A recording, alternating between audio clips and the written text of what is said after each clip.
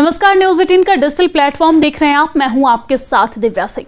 चलिए आपको 5 अंतर्राष्ट्रीय बड़ी खबर आपको बताते हैं। पहली खबर पाकिस्तान से, जहां पर पाकिस्तान के नए संविधान संशोधन के बाद फील्ड मार्शल असीम मुनीर अब सुपर कमांडर बन जाएंगे, लेकिन इसने पाकिस्तान की वायुसेना और नौसेना के सामने बड़ा खतरा पैदा कर दिया है। ये दोनों बलों में नाराजगी की वजह बन सकता है।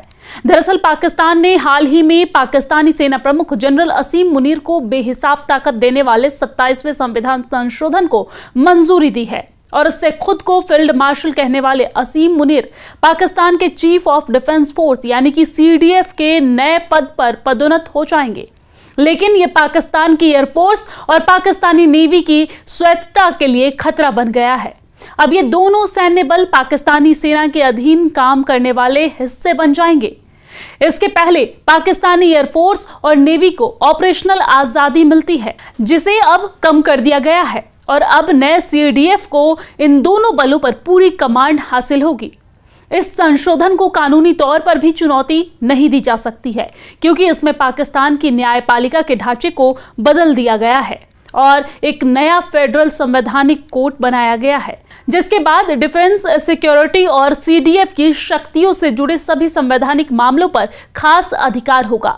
सिर्फ नया कोर्ट की संविधान संशोधन की समीक्षा कर सकता है और इस संशोधन में सबसे खास पाकिस्तान के CDF को न्यूक्लियर हथियार की कमान दिया जाना है, जिसका मतलब है कि असीम के हाथ में परमाणु बम का कंट्रोल होगा। अभी तक पाकिस्तानी नेवी के पास समुद्र आधारित सेकंड स्ट्राइक न्यूक्लियर एसेट्स की कमांड थी, जबकि पाकिस्तानी एयरफोर्स हवा से हमला होने वाले हथियारों और रणनीतिक ऑपरेशन की देखरेख करता था। अब मुनीर का स्ट्रेटेजिक प्लान्स डिवीजन पर पूरा कंट्रोल होगा। यह पाकिस्तान के 170 से ज्यादा रणनीतिक और सामरिक परमाणु हथियार के भंडार पर नियंत्रण रखता है। अब दूसरी बड़ी अंतर्राष्ट्रीय खबर आपको इजरायल और हमास की बताते हैं, जहां पर इजरायल और हमास के बीच पिछले महीने हुए युद्ध विराम पर संकट के बादल मंडराने लगे हैं। दरअसल बुधवार को इजरायली हमले में गाजा में 22 लोग मारे गए हैं। गाजा के सिविल डिफेंस एजेंसी ने यह जानकारी दी है। वहीं इजरायली सेना ने यह कहा है कि वो गाजा पट्टी में हमास के ठिकानों पर हमला कर रही है।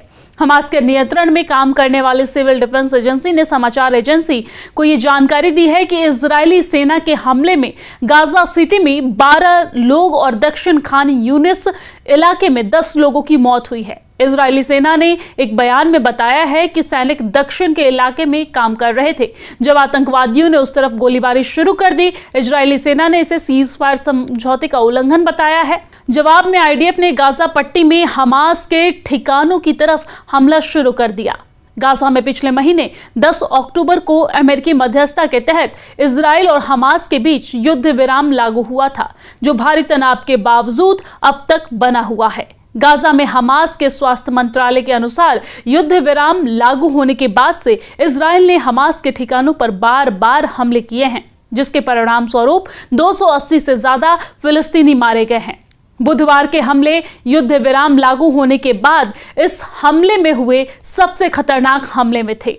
29 अक्टूबर को सबसे ज्यादा 100 मौत दर्ज की गई थी, जब इजरायली हमलों में 100 से ज्यादा लोग मारे गए थे। वहीं इजराइल और हमास के बीच युद्ध विराम अमेरिकी राष्ट्रपति डोनाल्ड ट्रंप के 20 सूत्रीय गाजा शांति योजना के तहत हुआ है। इसमें सभी 48 इजरायली बंधकों, जिंदा और मृत को इजराइल वापस भेजना शामिल है। इजराइल को सभी जिंदा बंधक सौंपे जा चुके हैं, जबकि सिर्फ 3 बंधकों की लाशें बची हुई है। हालांकि राष्ट्रपति ट्रंप की शांति योजना के दूसरे चरण को लागू करने पर अभी सहमति नहीं बनी है। तीसरी बड़ी अंतर्राष्ट्रीय खबर बांग्लादेश से जुड़ी है, जहां पर बांग्लादेश की राजनीति में बड़ा भूचाल तब आया जब ढाका स्थित इंटरनेशनल क्राइम्स ट्रिब्यूनल ने पूर्व प्रधानमंत्री शेख हसीना को दोषी ठहराते हुए मौत की सजा सुनाई। इसके तुरंत बाद बांग्लादेश की अंतरिम सरकार ने भारत से हसीना के प्रत्यार्पण की औपचारिक मांग की।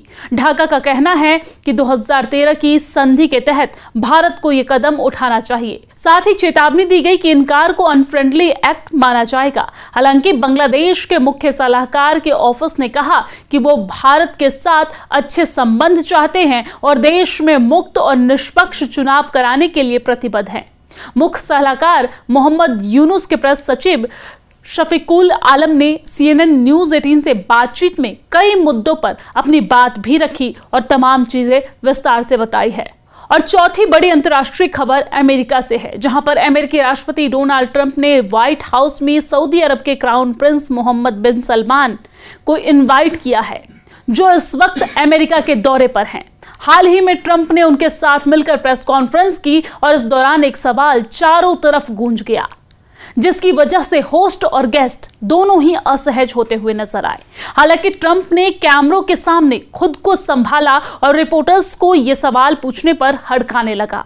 यह सवाल था खशोगी मर्डर केस से जुड़ा हुआ। इसके जवाब में ट्रंप ने अपनी ही खुफिया एजेंसियों को झूठा साबित कर दिया। अमेरिका ने ठहराया था जिम्मेदार दरअसल पत्रकार जमाल खशोगी को पकड़ने और हत्या के मामले में सऊदी अरब के क्राउन प्रिंस मोहम्मद बिन सलमान को आरोपी माना जाता है। CIA और FBI जैसी एजेंसियां दावा कर चुकी है कि MBS यानी कि प्रिंस सलमान ने ही पत्रकार की हत्या की मंजूरी दी थी। वहीं अब जब ट्रंप क्राउन प्रिंस को मीडिया के सामने लेकर बैठे तो पत्रकारों ने ट्रंप से सवाल कर डाला कि जिस देश में खुफिया एजेंसियां उन्हें 2018 में पत्रकार की हत्या को मंजूरी देने के लिए जिम्मेदार ठहरा चुकी है, उस देश की जनता को MBS पर भरोसा कैसे कर सकती है। ट्रंप ये सवाल सुनते ही भड़क गए और उन्होंने उल्टा ही मीडिया को भला बुरा सुना डाला। ट्रंप ने कहा कि तुम फेक न्यूज हो, हमारे मेहमान को शर्मिंदा मत करो। ट्रंप ने MBS की ओर से सफाई देते हुए कहा कि खशोगी को नापसंद करने वाले कई लोग थे, लेकिन MBS ने कुछ नहीं किया। ट्रंप ने साफ किया कि बिना सबूत के मेहमान पर आरोप लगाना गलत है। इस बारे में क्राउन प्रिंस ने भी रिएक्शन दिया। उन्होंने इस हत्या को दर्दनाक बताते हुए कहा कि इस तरह की घटना दोहराई न जाए, इसके लिए सऊदी सरकार जरूरी कदम उठा रही है। आपको बता दें कि एक मशहूर पत्रकार और वाशिंगटन पोस्ट के स्तंभकार जमाल खशोगी की इस्तांबुल स्थित सऊदी काउंसुलेट के अंदर हत्या कर दी गई थी और इस घटना के बाद अमेरिका और सऊदी के रिश्तों में तनाव बढ़ गया था। हालांकि अब ये तनाव खत्म होता और दोस्ती बनता दिख रहा है। और पांचवी बड़ी खबर पाकिस्तान से जुड़ी है, जहां पर पाकिस्तानी रक्षा मंत्री ख्वाजा आसिफ ने एक बार फिर भारत को गिदर भभकी दे डाली है। उन्होंने कहा है कि हम भारत को नजरअंदाज नहीं कर सकते हैं। आसिफ ने ये टीवी इंटरव्यू में आशंका जताई है कि भारत कभी भी पाकिस्तान के खिलाफ दो मोर्चों पर युद्ध छेड़ सकता है। उन्होंने दावा किया है कि पाकिस्तान पूरी तरीके से अलर्ट और तैयार है। पाकिस्तानी रक्षा मंत्री ने अपने बयान में कहा कि भारत नहीं चाहता है कि पाकिस्तान और अफगानिस्तान के संबंध सामान्य हो और तालिबान के साथ विवादों का समाधान हो। उन्होंने पाकिस्तान में हो रहे आतंकवादी हमले को लेकर भारत पर भी आरोप लगाए। ख्वाजा आसिफ ने कहा कि हम किसी भी परिस्थिति में ना तो भारत की उपेक्षा कर रहे हैं और ना ही उस पर भरोसा कर रहे हैं। हमारी तैयारी और अलर्ट अधिकतम है।